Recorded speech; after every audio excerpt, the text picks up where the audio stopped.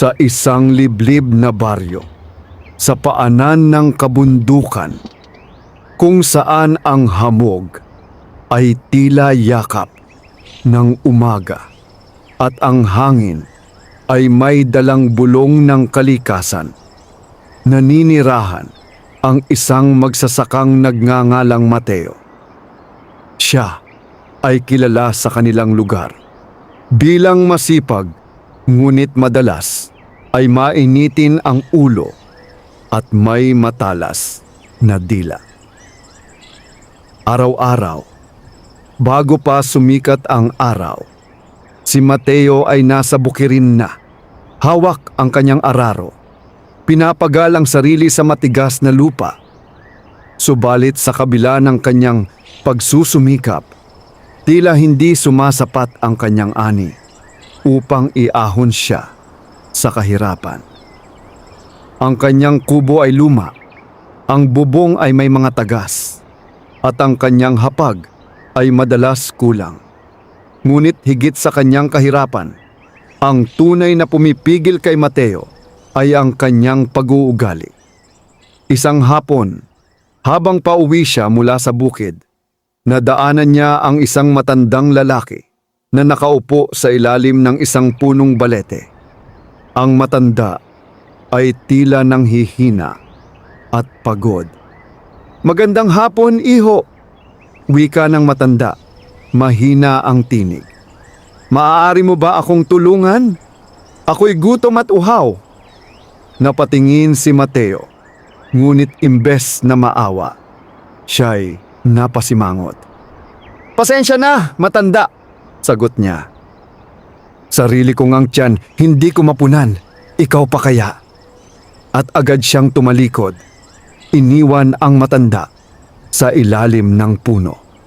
Ngunit lingid sa kaalaman ni Mateo, ang matandang iyon ay hindi karaniwan. Kinagabihan, habang si Mateo ay nagpapahinga sa kanyang kubo, may narinig siyang mahinang kaluskos sa labas. Pagbukas niya ng pinto, laking gulat niya nang makita ang 3 kambing na nakatayo sa kanyang bakuran. Ang mga ito ay kakaiba. Ang kanilang balahibo ay tila kumikislap sa liwanag ng buwan, at ang kanilang mga mata ay may kakaibang ningning. "Saan galing ang mga to?" bulong ni Mateo sa sarili. Wala siyang nakitang may-ari, kaya't napagpasyahan niyang alagaan ang mga ito. "Ayos na rin," sabi niya. "May pakinabang din ako sa wakas." Lumipas ang mga araw at napansin ni Mateo na ang kanyang mga kambing ay hindi pangkaraniwan. Kahit kaunti lamang ang kanilang kinakain, sila ay mabilis dumami. At higit pa rito, ang kanilang gatas ay napakarami at napakasarap na agad naging patok sa baryo. Unti-unting nagbago ang buhay ni Mateo. Nagkaroon siya ng sapat na pagkain. Nakaipon siya ng pera. Napagawa niya ang kanyang kubo. Ang mga dating lumalayo sa kanya ay ngayon ay lumalapit na. Bumibili ng gatas at humahanga sa kanyang pag-unlad. Ngunit kasabay ng pag-angat ng kanyang buhay ay ang lalo pang paglaki ng kanyang ulo. "Kung hindi dahil sa sipag ko, wala akong mararating," madalas niyang sabihin sa mga kapitbahay. At ang mga kambing, sa halip na alagaan ng may pasasalamat, madalas niya itong pagalitan. "Mga walang kwentang hayop," sigaw niya minsan nang may isang kambing na napadpad sa taniman. "Kung hindi dahil sa akin, gutom na kayo!" Isang kapitbahay ang minsang naglakas loob na magsalita. "Mateo, parang kakaiba ang mga kambing mo.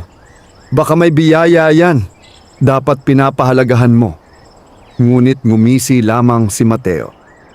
"Biyaya? Ha? Wala yan. Ako ang dahilan kung bakit sila pakinabangan." Hindi niya alam. Bawat salitang kanyang binibitawan ay tila unti-unting bumabalik sa kanya. Parang hangin na naghihintay lamang ng tamang oras upang bumagyo. Isang gabi, habang siya ay natutulog, muli niyang napanaginipan ang matandang lalaking kanyang tinanggihan. Ngunit sa pagkakataong ito, ang matanda ay hindi na mukhang mahina. Ang kanyang mga mata ay nagliliyab at ang kanyang tinig ay mabigat at may kapangyarihan. Ang biyayang hindi pinapahalagahan ay hindi mananatili. Nagising si Mateo na pawis. Ngunit sa halip na magnilay, siya ay napailing lamang. Panaginip lang yon, bulong niya. At sa kanyang pagbalewala, hindi niya namalayang ang kapalaran na minsang kumatok sa kanyang pintuan ay unti-unti nang naghahanda upang ito'y isara. Nagising si Mateo kinabukasan na tila may bigat ang kanyang dibdib. Ang panaginip tungkol sa matandang lalaki ay hindi basta mawala sa kanyang isipan. Ang mga salitang binitawan nito, ang biyayang hindi pinapahalagahan ay hindi mananatili, ay paulit-ulit na umuukit sa kanyang diwa. Ngunit tulad ng dati, pinili niyang balewalain ang lahat. "Mga panaginip lang yan," sambit niya habang nagbubuhos ng tubig sa kanyang muka. Mas mahalaga ang trabaho. Lumabas siya ng kubo at agad nagtungo sa kulungan ng kanyang mga kambing. Subalit pagdating niya roon, napansin niyang tila may kakaiba. Tahimik ang paligid. Karaniwan, sa oras na iyon, ay maingay na ang kanyang mga alaga. Naguunahan sa pagkain, nagtatakbuhan, at tila masigla. Ngunit ngayon, ang mga kambing ay nakatayo lamang. Tila ba may iniintinding bagay na hindi niya maunawaan. "Anong nangyayari sa inyo?" Iritadong tanong ni Mateo.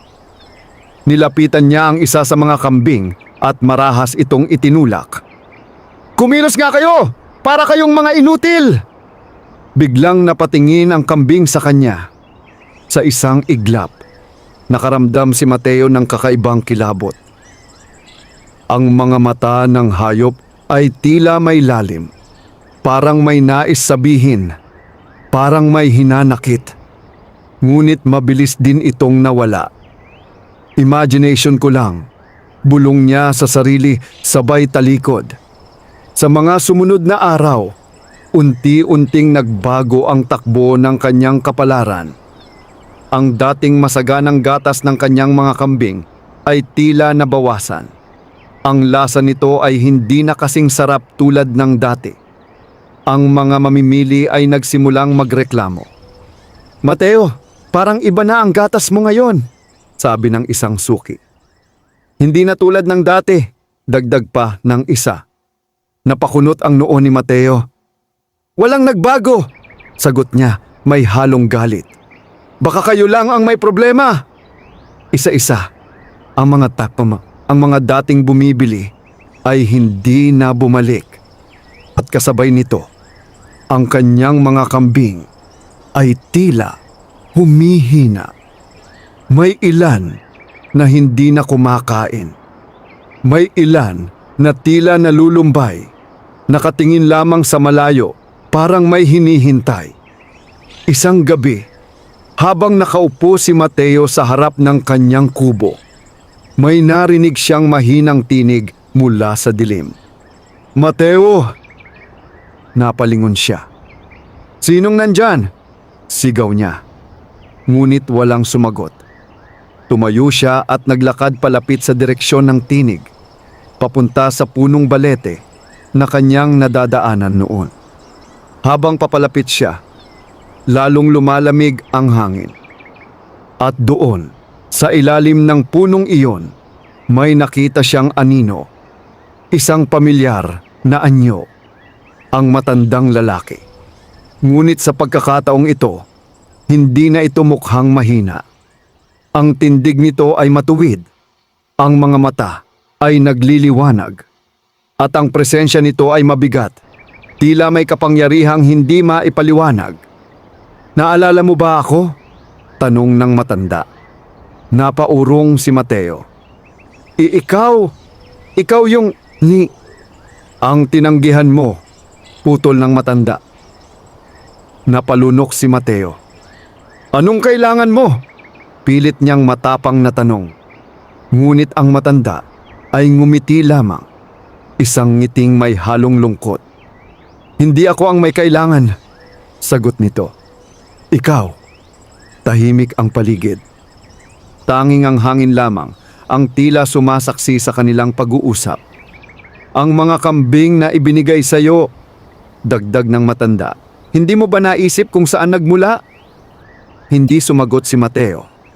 Sa unang pagkakataon, tila may kumurot sa kanyang konsensya. Ngunit mabilis niyang itinaboy ang pakiramdam na yon. Mga hayop lang yun, matigas niyang sagot. At ako ang nagpalago sa kanila. Nawala ang nangiti ng matanda. At doon ka nagkakamali, malamig nitong wika. Biglang umihip ang malakas na hangin. Ang mga dahon ng punong balete ay kumaluskos na parang may mga bulong. Ang biyaya ay hindi pag-aari, patuloy ng matanda.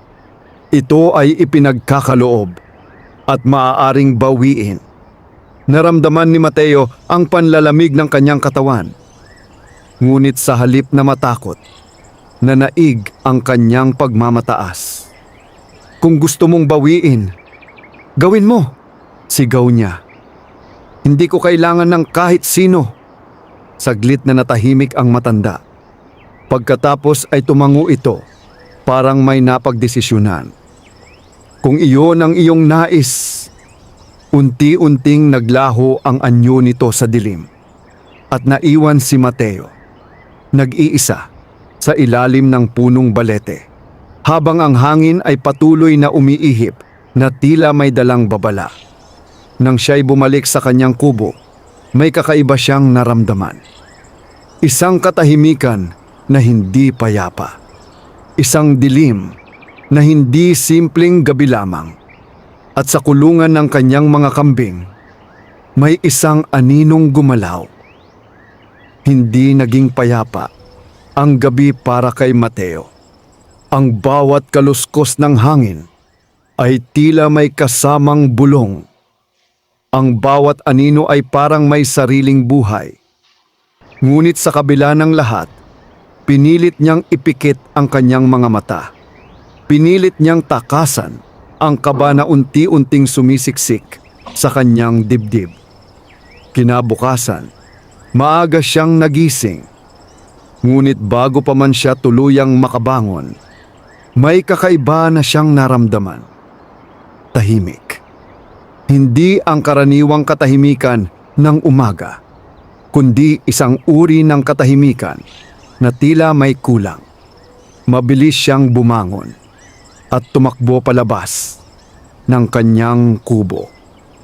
Pagdating niya sa kulungan ng kanyang mga kambing, nanlaki ang kanyang mga mata, bukas ang bakod, at kalahati ng kanyang mga alaga wala na. Hindi niya natapos ang kanyang sasabihin. Agad niyang nilibot ang paligid. Hinanap ang mga bakas, ang anumang palatandaan kung saan nagpunta ang mga kambing. Ngunit tila ba naglaho ang mga ito na parang bula. Walang yapak, walang bakas ng pakikibaka. Wala. Hindi pwede. Bulong niya pilit inuunawa ang nangyari. Hindi pwedeng basta na lang sila mawala. Biglang pumasok sa kanyang isip ang matandang lalaki. Ang mga salita nito, ang babala. Napailing si Mateo, tila itinataboy ang ideya. Hindi yon totoo, mariin niyang sabi sa sarili. May nagnakaw lang. Oh, may nagnakaw. Ngunit kahit sa sarili niyang pandinig, kulang ang kanyang paliwanag. Sa mga sumunod na araw, mas lalo pang lumala ang kanyang sitwasyon. Ang natitirang mga kambing ay tila nawalan ng sigla. Ang kanilang mga mata na dati may kakaibang ningning ay ngayon ay maputla at tila pagod. Ang kanilang gatas ay lalo pang nabawasan. At ang kakaunting natitirang mamimili ay tuluyan ng tumigil. "Mateo, baka may sakit na ang mga kambing mo," mungkahi ng isang kapitbahay. Ngunit sa halip na makinig, siya ay nagalit. "Wala silang sakit!" sigaw niya. "Kayo lang ang maarte!" Ngunit kahit anong pilit niya, hindi niya maitatanggi ang katotohanan. Unti-unti, nawawala ang lahat sa kanya. Isang gabi, habang siya ay nagbabantay sa kulungan, determinado siyang alamin ang misteryo ng pagkawala ng kanyang mga alaga. Napansin niyang may kakaibang liwanag sa di kalayuan. Mula ito sa direksyon ng punong balete. Muli, nakaramdam siya ng kaba.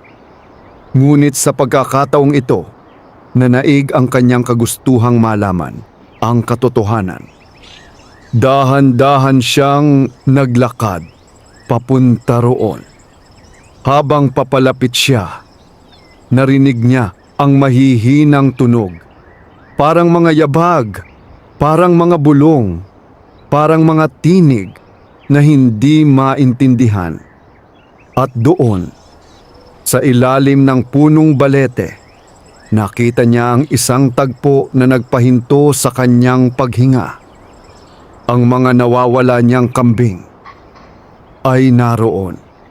Ngunit hindi sila nag-iisa.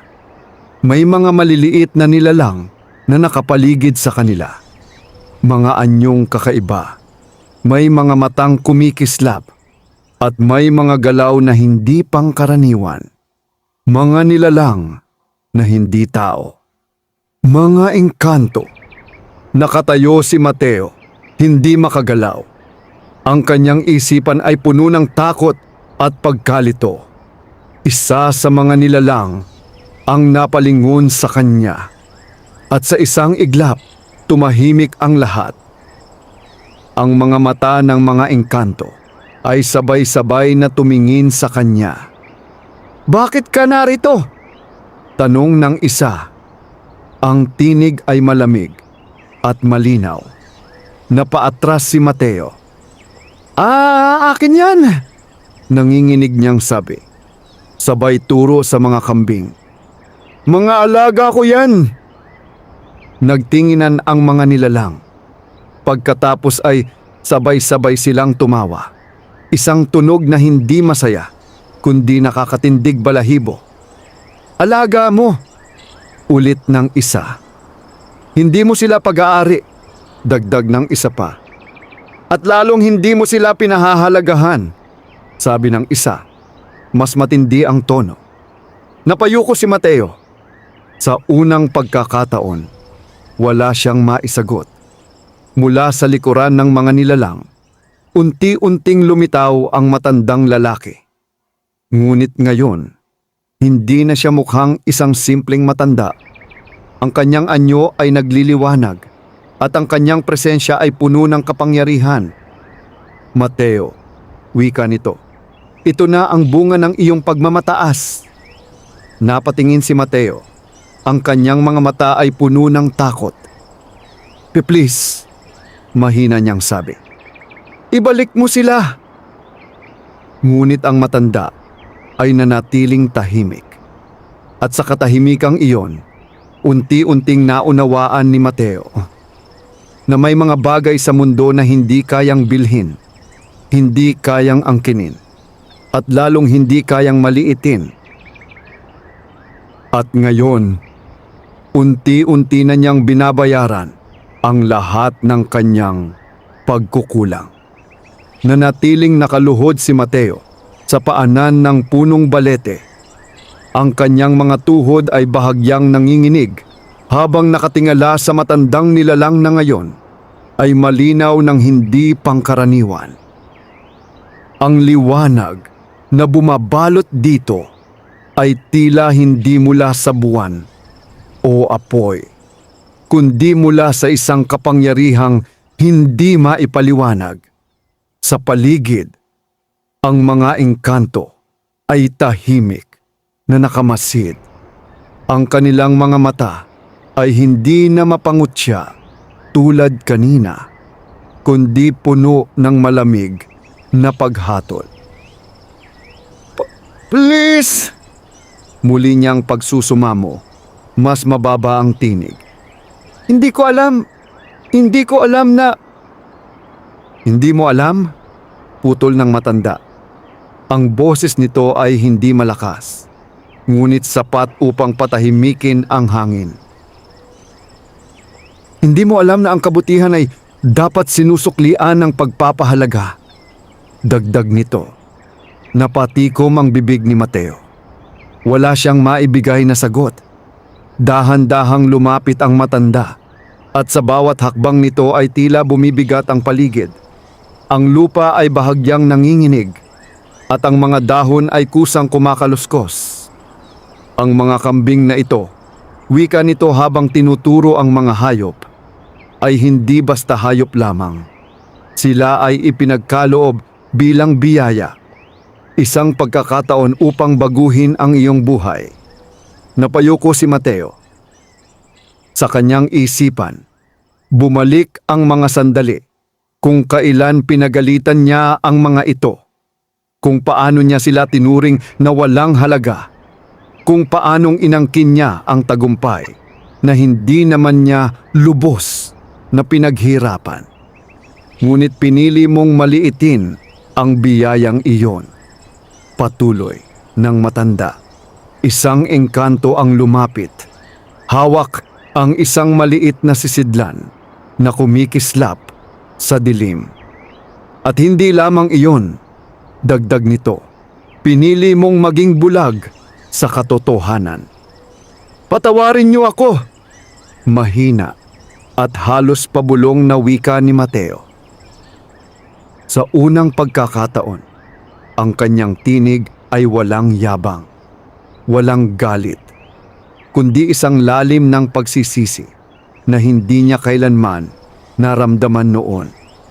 Ngunit ang mga engkanto ay hindi agad sumagot. Nagtinginan sila, tila ba may tahimik na pag-uusap na nagaganap sa pagitan nila. Maya-maya, muling nagsalita ang matanda. Ang kapatawaran ay hindi basta ibinibigay, wika nito. Ito ay pinaghihirapan.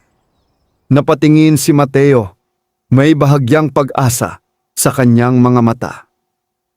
Ano po ang kailangan kong gawin? Tanong niya.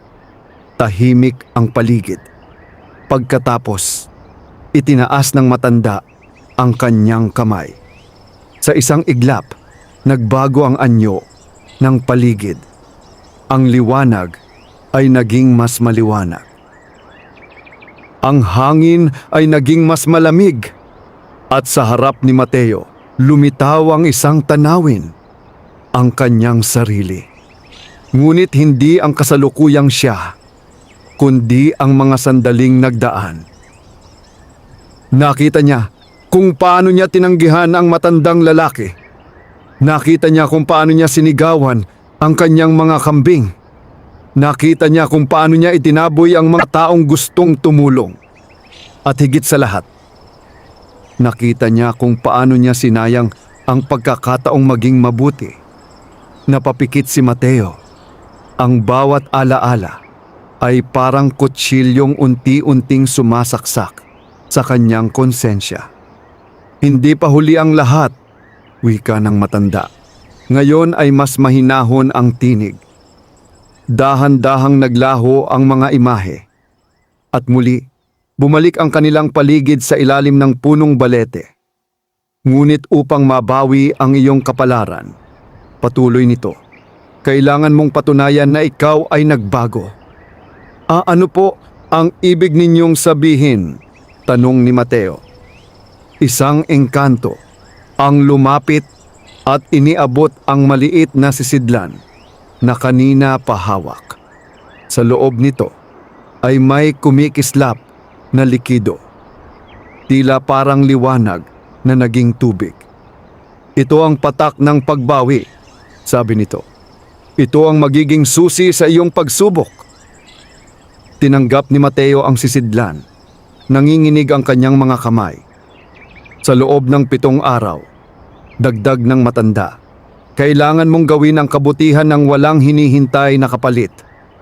Kung magtatagumpay ka, patuloy nito, maaaring ibalik ang iyong nawala. At kung hindi, tanong ni Mateo, halos takot ang tinig. Saglit na natahimik ang matanda. Pagkatapos ay tumingin ito sa mga natitirang kambing. Kung hindi, mahina nitong wika, lahat ng natitira sa iyo ay tuluyan ng mawawala. Napalunok si Mateo. Ngunit sa pagkakataong ito, hindi na siya tumutol. Hindi na siya nagmataas. Bagkus, siya ay yumuko. Gagawin ko po, buong puso niyang sabi. Unti-unting naglaho ang mga engkanto, kasama ang liwanag at ang malamig na hangin. At muli, naiwan si Mateo, nag-iisa sa ilalim ng punong balete. Ngunit ngayon, hindi na siya ang dating Mateo. Sa kanyang mga kamay, hawak niya ang isang huling pagkakataon. At sa kanyang puso, nagsisimula pa lamang ang tunay na pagbabago. Pag-uwi ni Mateo mula sa punong balete, dala-dala niya ang maliit na sisidlan na kumikislap sa dilim. Ang tinawag ng mga engkanto na patak ng pagbawi. Hindi niya lubos maisip kung paano niya sisimulan ang kanyang pagbabago. Ngunit sa kaibuturan ng kanyang puso, alam niyang wala na siyang ibang pagpipilian. Pagdating niya sa kanyang kubo, sinalubong siya ng malamig at tahimik na gabi. Ang dating masiglang kulungan ng kanyang mga kambing ay halos wala ng buhay. Iilan na lamang ang natitira, at ang mga ito ay tila nang hihina, parang sumasalamin sa kanyang sariling kalagayan. Umupo si Mateo sa harap ng kanyang pintuan. Hawak ang sisidlan. 7 araw! Bulong niya. Kaya ko ba talaga ito?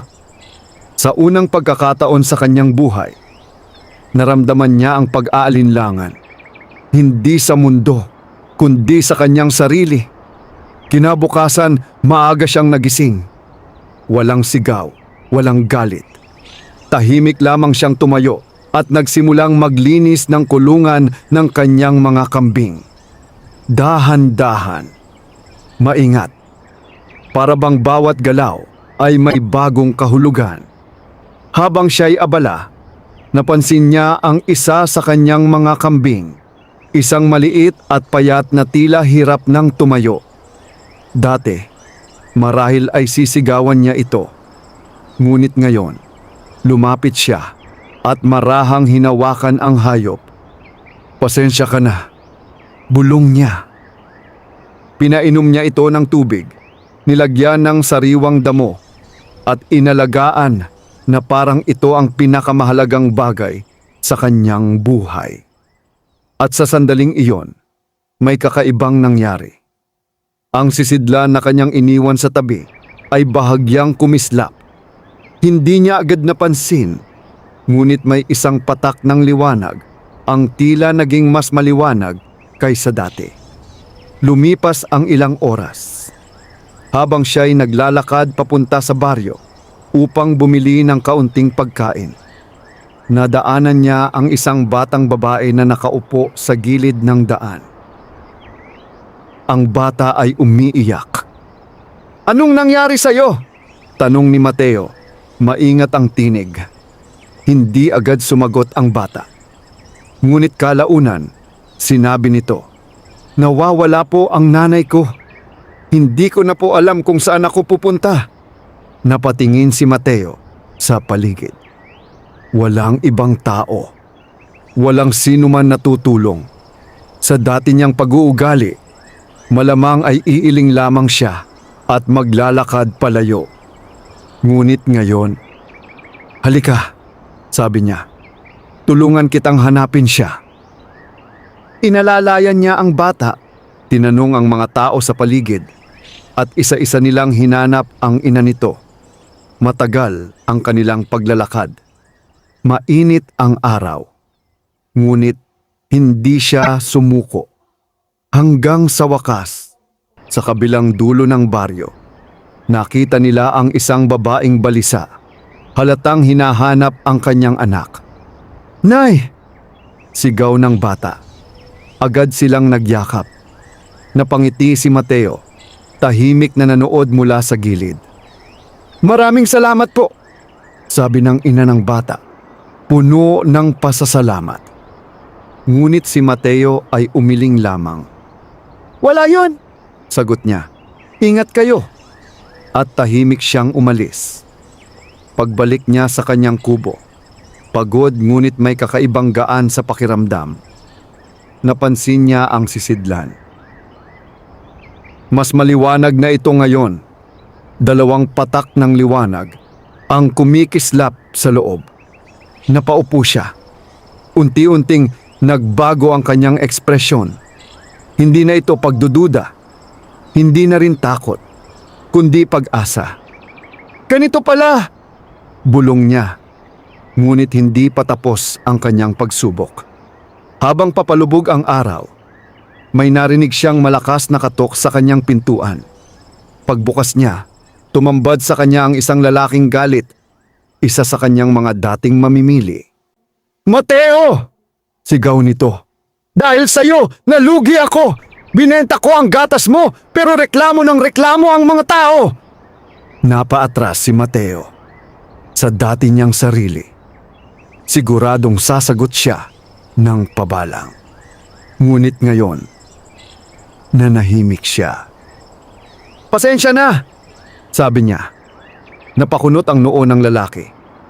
"Anong sabi mo?" "Pasensya na," ulit ni Mateo. Mas malinaw na. "Nagkamali ako. Hindi ko naalagaan ng maayos ang mga alaga ko at nadamay ka." Tahimik ang lalaki. Halatang hindi nito inaasahan ang sagot. "Kung may paraan para maitama ko ito," dagdag ni Mateo, "gagawin ko." Saglit na nag-isip ang lalaki. Pagkatapos ay bahagyang tumango. "Sige," sabi nito. "Tingnan natin." At umalis ito. Isinara ni Mateo ang pinto. Sumandal siya. Napapikit. Mabigat pa rin ang kanyang pinagdadaanan. Ngunit ngayon, handa na siyang harapin ito. Sa labas, ang hangin ay bahagyang umihip. At sa loob ng kubo, ang sisidlan ay muling kumislap. 3 patak ng liwanag ang ngayon ay nagniningning. Ang unang araw ng kanyang pagsubok ay natapos. At sa wakas, nagsimula na ang kanyang tunay na pagbabago. Sumikat ang araw na may kakaibang katahimikan sa paligid ng kubo ni Mateo. Hindi na tulad ng mga nakaraang umaga na puno ng pagkainip at galit. Ang kanyang paggising ay may kasamang pagninilay. Saglit niyang tinitigan ang sisidlan sa tabi ng kanyang higaan. 3 patak ng liwanag ang kumikislap sa loob nito. Patunay na may saysay ang kanyang mga ginawa kahapon. Ngunit hindi pa tapos ang kanyang pagsubok. 6 na araw pa, mahina niyang sambit. Tumayo siya at agad na nagtungo sa kulungan ng kanyang mga kambing. Sa kanyang paglapit, napansin niyang ang maliit na kambing na kanyang inalagaan kahapon ay bahagyang masigla na. Ito'y dahan-dahang tumayo. At sa unang pagkakataon Matapos ang maraming araw, ito'y kumain. Napangiti si Mateo.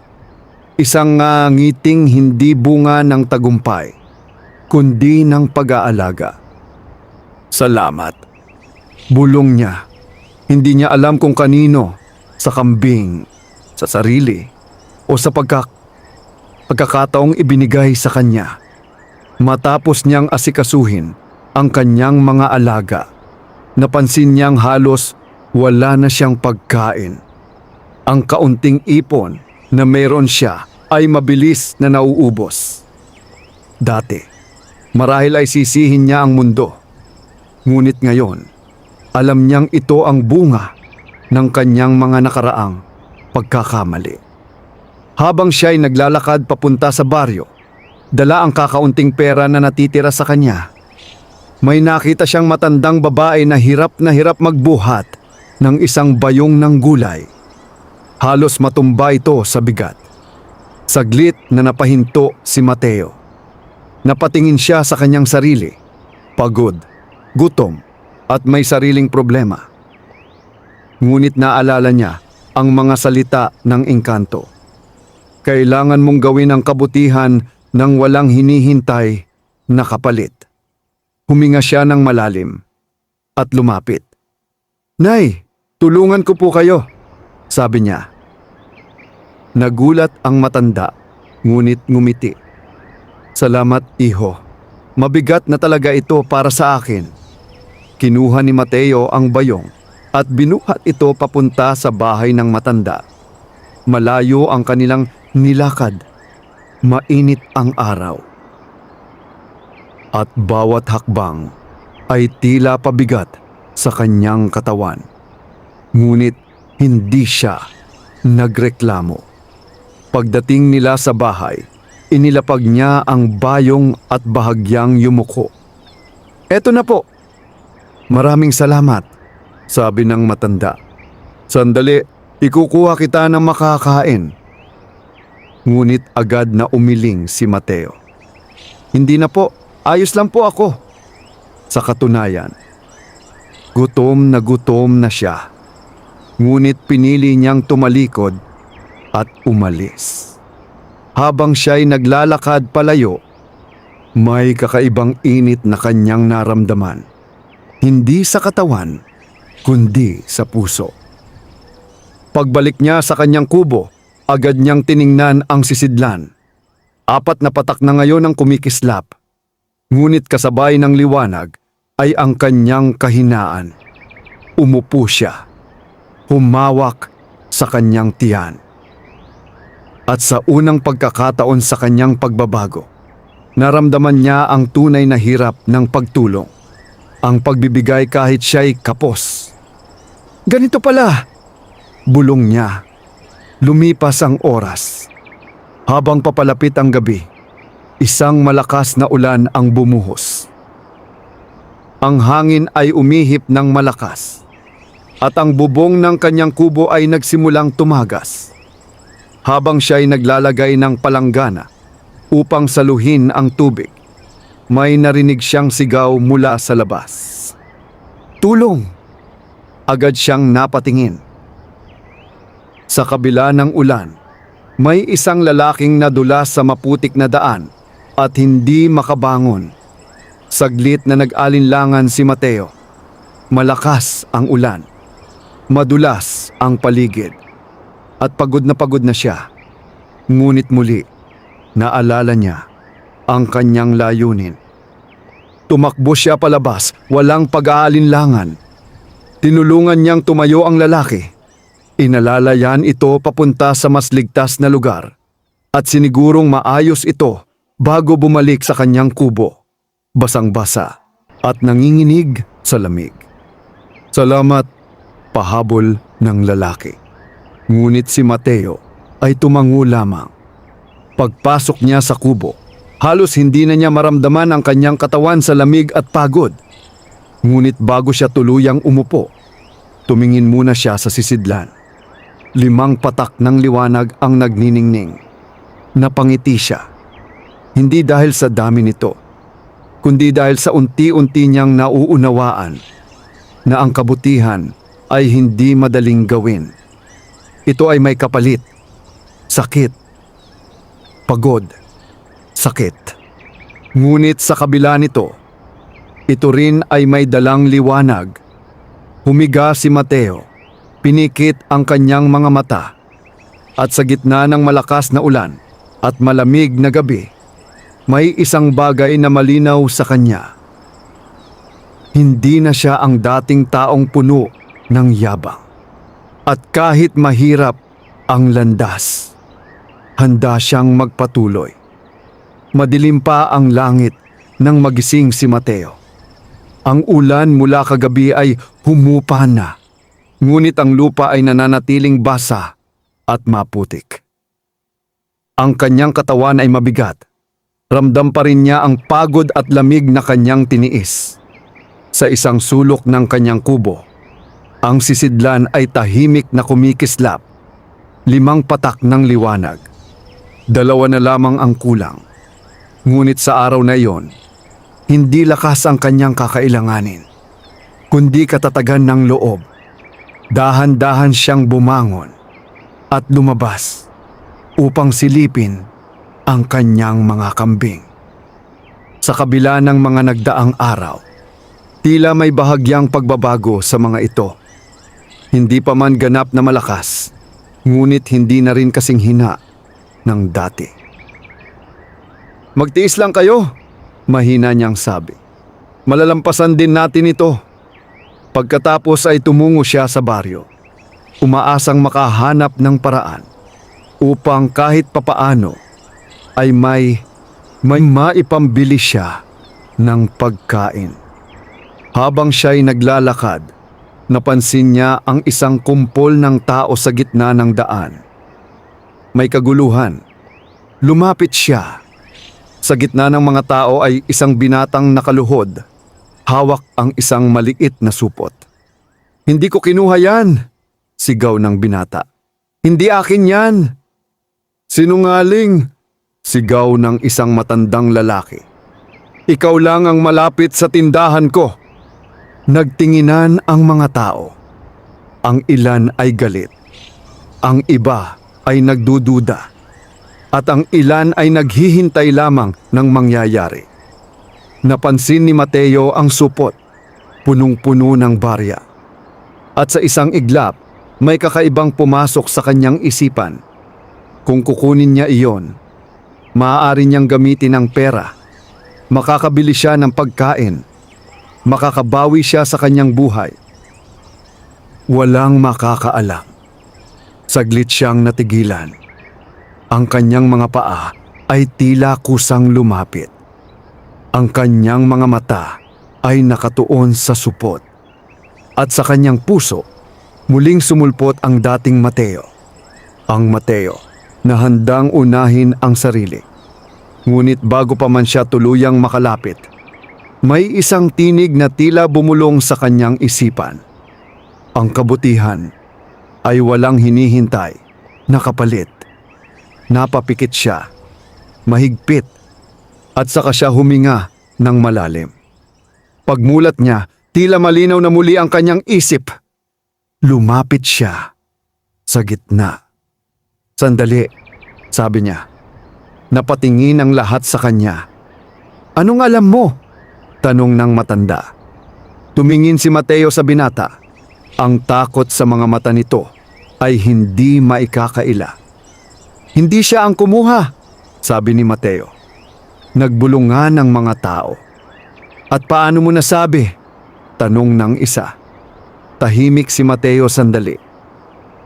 Pagkatapos ay nagsalita siya. "Dahil nakita ko kung sino." Nagulat ang lahat, pati ang binata. Sa katotohanan, wala siyang nakita.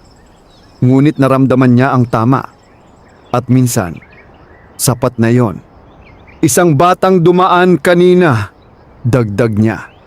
Mabilis siyang tumakbo papalayo. Napaisip ang matanda. At maya-maya, may isang tao ang nagsalita. "Oo nga, may batang tumakbo kanina." Unti-unting nagbago ang ihip ng sitwasyon. Ang binata ay pinakawalan. at ang matanda ay napakamot sa ulo. "Pasensya na," sabi nito sa binata. Ang binata naman ay napatingin kay Mateo. "Salamat," mahina nitong sabi. Ngunit si Mateo ay hindi na sumagot. Tahimik siyang tumalikod. Habang siya ay naglalakad palayo, naramdaman niya ang kakaibang gaan sa kanyang dibdib. Hindi niya pinili ang madali. Hindi niya pinili ang sarili. Pinili niya ang tama. Pagbalik niya sa kanyang kubo, agad niyang tiningnan ang sisidlan. 6 na patak ng liwanag ang kumikislap. 1 patak na lamang. Ngunit bago pa man siya makaramdam ng tuwa, may napansin siya sa labas. Isang anino. Sa gilid ng kanyang bakuran, tahimik. Hindi gumagalaw. Unti-unti siyang lumapit. At sa kanyang paglapit, unti-unting nahayag ang anyo nito. Isang pamilyar na nilalang. Isa sa mga engkanto. Ngunit hindi ito tulad ng iba. Ang mga mata nito ay malamig. At ang ngiti nito ay may halong panlilinlang. Tila malapit ka nang magtagumpay, wika nito. Napahinto si Mateo. "Anong kailangan mo?" tanong niya. Ngumiti ang nilalang. "Wala akong kailangan," sagot nito. "Pero ikaw, meron." Tahimik ang hangin. "At kung gusto mong mapadali ang lahat," dagdag nito, "maaari kitang tulungan."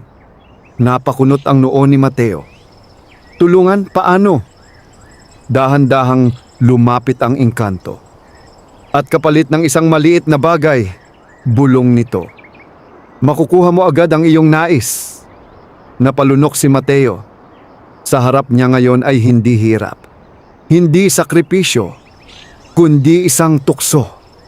At sa sandaling iyon, ang tunay na pagsubok ay nagsisimula pa lamang. Nakatayo si Mateo sa harap ng engkantong may malamig na mga mata. Ang hangin sa kanyang paligid ay tila tumigil. At ang katahimikan ay may dalang bigat na hindi niya maipaliwanag. "Anong kapalit?"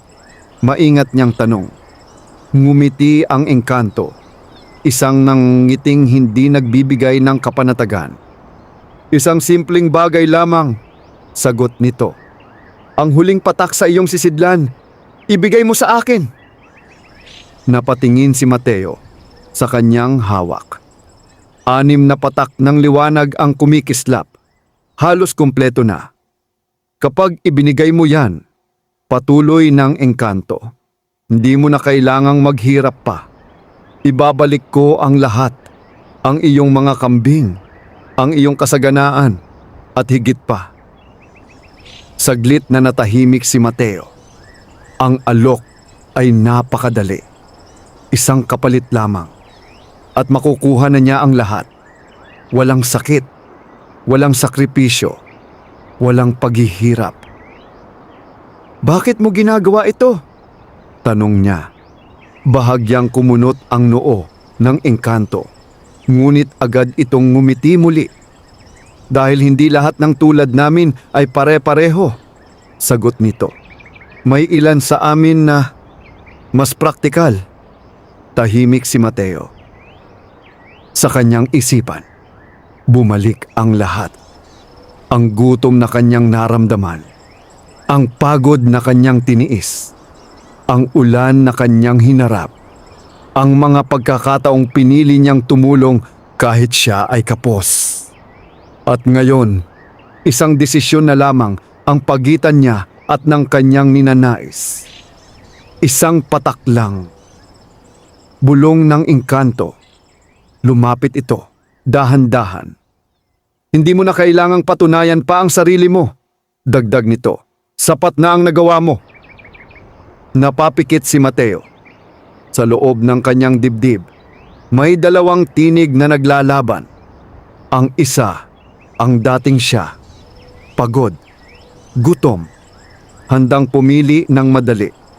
At ang isa, Ang bagong Mateo, tahimik, ngunit matatag. Dahan-dahan niyang binuksan ang kanyang mga mata at umatras. "Hindi," sabi niya. Nawala ang ngiti ng engkanto. "Ano?"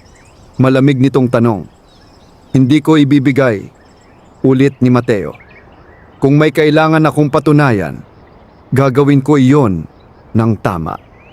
Unti-unting nagbago ang anyo ng engkanto. Ang mga mata nito ay naging mas madilim.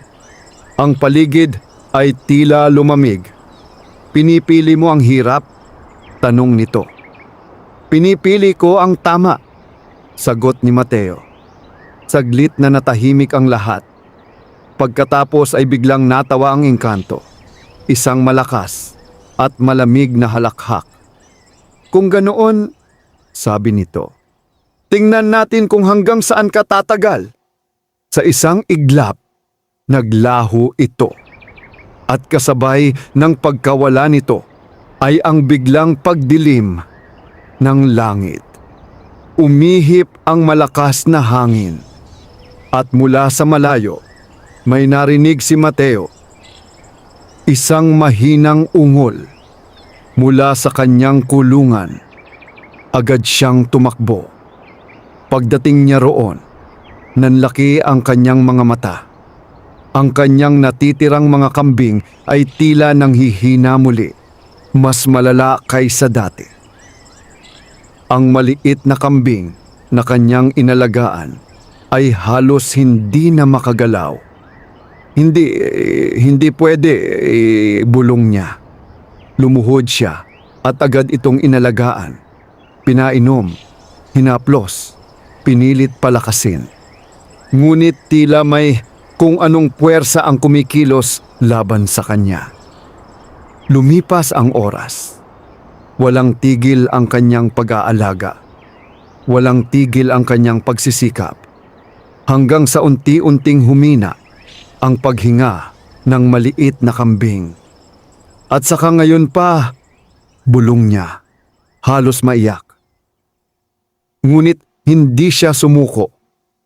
"Hindi kita iiwan," sabi niya, mariin. At sa sandaling iyon, isang patak ng liwanag ang kusang lumabas mula sa sisidlan. Lumutang ito sa hangin at marahang pumatak sa noo ng kambing.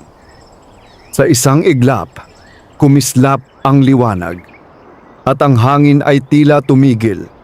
Dahan-dahang gumalaw ang kambing, huminga, at unti-unting tumayo. Napaatras si Mateo, hindi makapaniwala.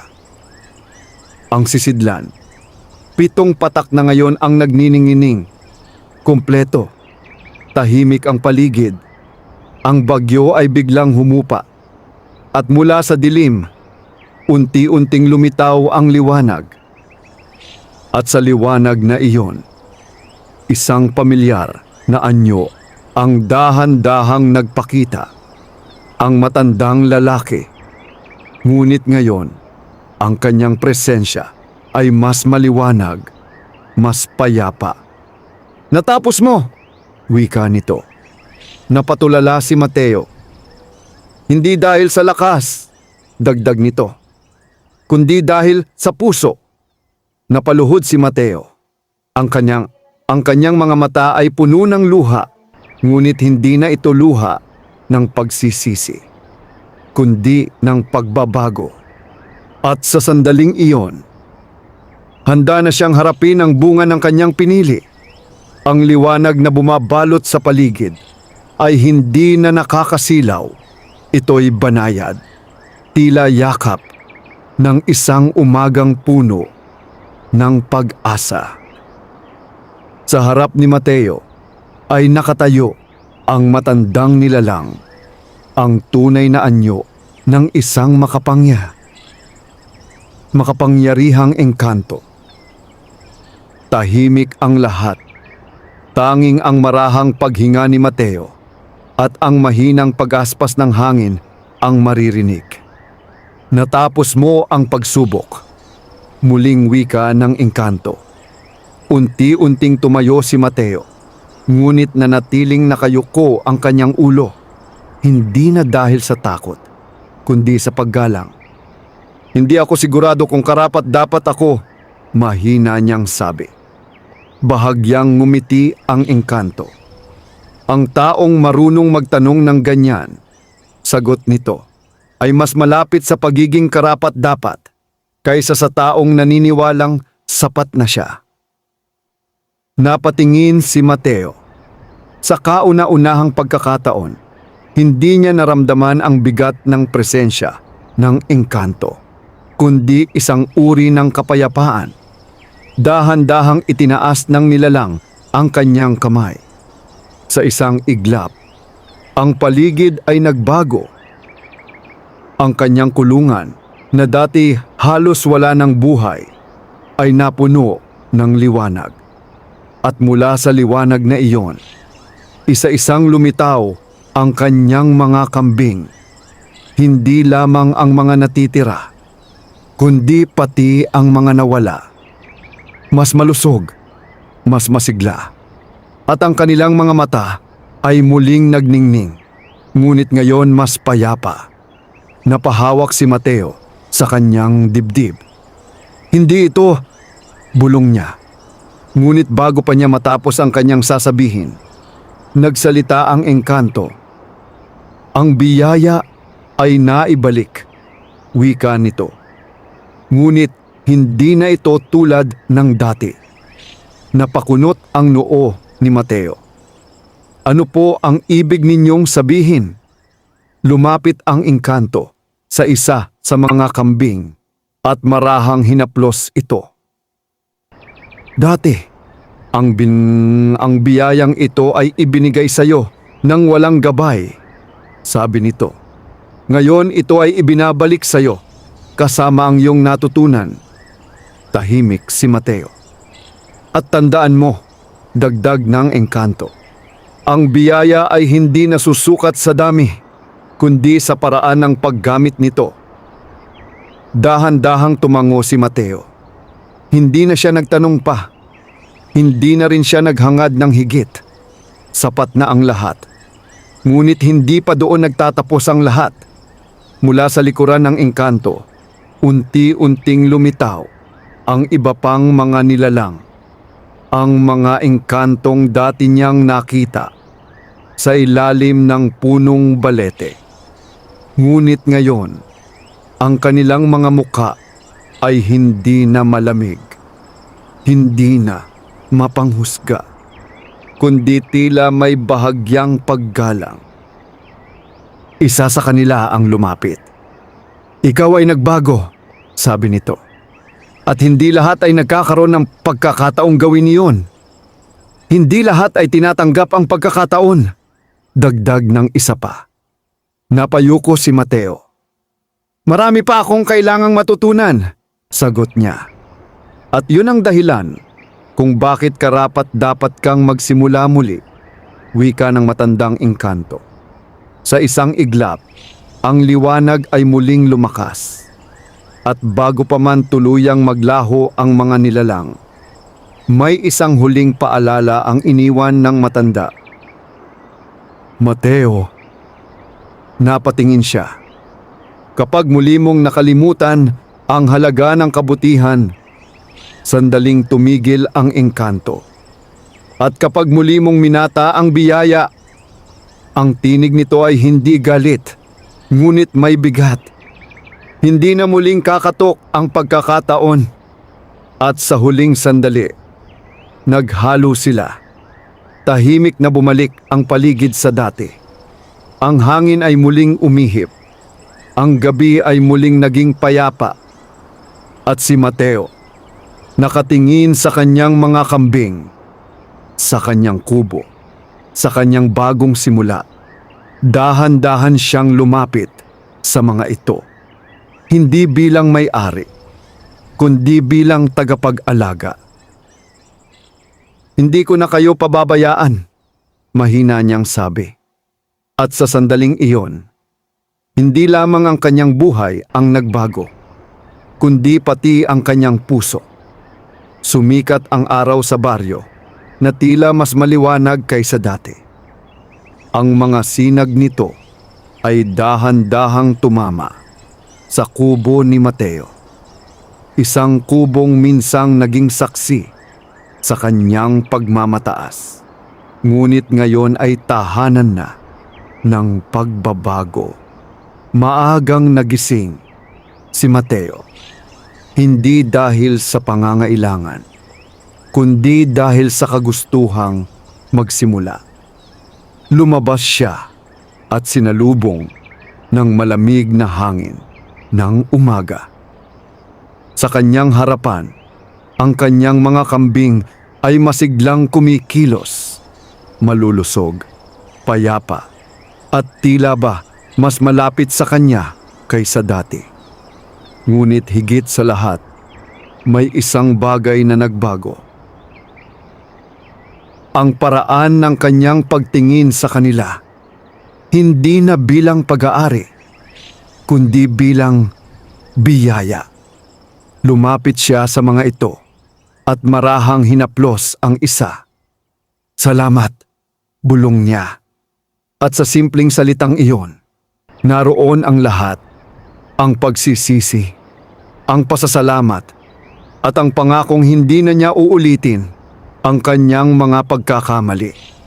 Lumipas ang mga araw, unti-unting bumalik ang sigla ng kanyang kabuhayan.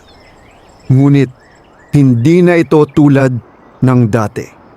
Kung noon ay ipinagmamalaki niya ang kanyang tagumpay, ngayon ay tahimik niyang pinaghihirapan ang bawat biyaya.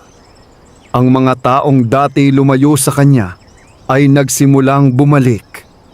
Ngunit sa halip na yabang, sila ay sinalubong niya ng kababaang loob. "Mateo, ang gatas mo, bumalik na sa dati," sabi ng isang mamimili. Ngumiti lamang siya. "Salamat, mas inaalagaan ko na sila ngayon." Hindi niya sinabi ang tungkol sa mga engkanto. Hindi niya ipinagyabang ang kanyang pinagdaanan dahil alam niyang ang tunay na pagbabago ay hindi kailangang ipagsigawan. Ito'y nakikita, nararamdaman, at higit sa lahat, pinapatunayan araw-araw. Isang hapon, habang siya'y naglilinis ng kanyang bakuran, may napansin siyang isang batang dumaan, payat, marumi, at tila guto. Agad siyang lumapit. "Halika," sabi niya. "Kumain ka muna." Walang pag-aalinlangan, walang pagdududa. At habang pinapanood niya ang batang kumakain, napangiti si Mateo. Hindi dahil sa dami ng kanyang naibigay, kundi dahil sa pakiramdam na kaya na niyang magbigay. Nang gabing iyon, habang siya'y nakaupo sa labas ng kanyang kubo, napatingala siya sa kalangitan.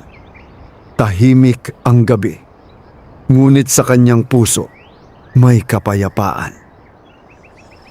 "At kung totoo man kayo," bulong niya sa hangin, "maraming salamat."